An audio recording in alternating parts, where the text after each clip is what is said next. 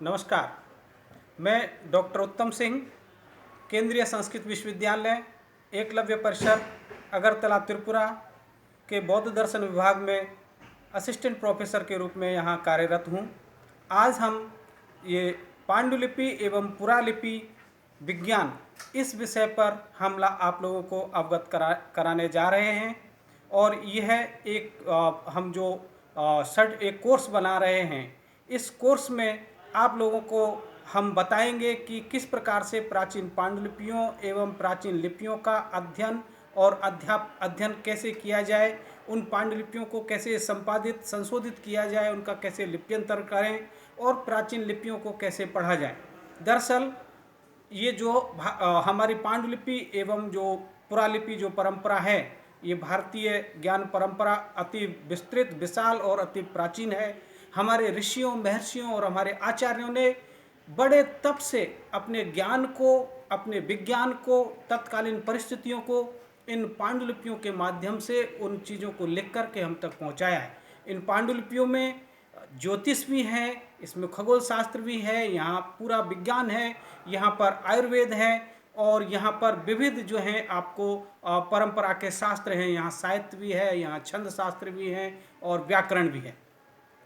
यानी कि ये बड़ा ही बृहद ज्ञान है, इसलिए यहाँ पांडुलिपि विज्ञान एवं पुरालिपि विज्ञान ऐसा शब्द आया है, क्योंकि यहाँ जो विज्ञान का मतलब ही होता है विस्तृत ज्ञान, और इन पांडुलिपियों में विस्तृत ज्ञान है। हमारे ऋषियों महर्षियों का तप है, उनका तत्कालीन जो योग के बल पर उन्होंने जो चीज़ों को साक्षात्कार किया, वो सब इन पांडुलिपियों में हैं। हम इस कोर्स के माध्यम से आप लोगों को उन प्राचीन पांडुलिपियों को पढ़ना, उन शिलालेखों को पढ़ना, उन लिपियों को पहचानना सिखाएंगे।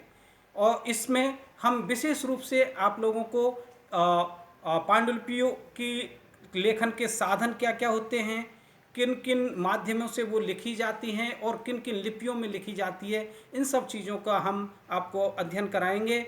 और साथ में हम शिलालेखों को भी पढ़ना सिखाएंगे।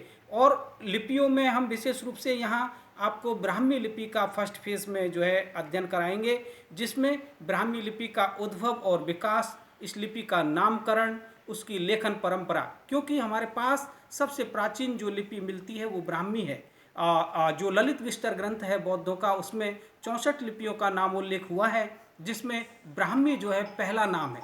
उसके बाद खरोष्ठी है, और इस ब्राह्मी लिपि को भारत की समस्त लिपियों की जननी भी कहा गया है। यदि आप लोग एक बार इस जननी को, यानी कि माता जी को अगर आप अच्छे से पहचान लेंगे, तो बाद में उससे अन्य जो लिपियां निकली हैं उनको आसानी से आप पहचान सकते हैं। ब्राह्मी से ही शारदा, ग्रंथ, नागरी, ओल्ड नागरी या जो है मैथिली, तिरहुता, ये सभी लिपियां ब्राह्मी लिपि से निकली हैं। हमें सबसे प्राचीनतम अभिलेख, शिलालेख भी जो है ब्राह्मी लिपि में लिखे हुए अशोक कालीन ईसा पूर्व 3री शताब्दी से प्राप्त होते हैं। इसलिए हम इसमें सबसे पहले आपको ब्राह्मी लिपि का अभ्यास कराएंगे, जिसमें ब्राह्मी लिपि का उद्भव, विकास, उसके स्वर, व्यंजन, लेखन परंपरा और उसकी मात्राएं एवं संयुक्ताक्षर, तथा फिर उसमें ब्राह्मी लिपि में जो है वाक्य लेखन का भी हम अभ्यास करेंगे। साथ ही साथ हम कुछ शिलालेखों का लिप्यंतर, प्रतिलिपिकरण करेंगे और उनको कैसे लिखा जाता था, कैसे डिकोड किया जाता है, कैसे पढ़ा जाता है, इन विधाओं को भी हम विस्तार से समझेंगे। और आगे चल के हम कुछ शिलालेखों का लिप्यंतर करके उनमें क्या लिखा है उसको भी हम डिकोड करने का प्रयास करेंगे। यह कोर्स हमारा जो है लगभग 15 सप्ताह का होगा, 15 से 16 सप्ताह का ये कोर्स होगा, और जिसके जो है 6 जो हैं क्रेडिट होंगी। आप सब का हम इसमें पुनः स्वागत करते हैं, अभिनंदन करते हैं। धन्यवाद।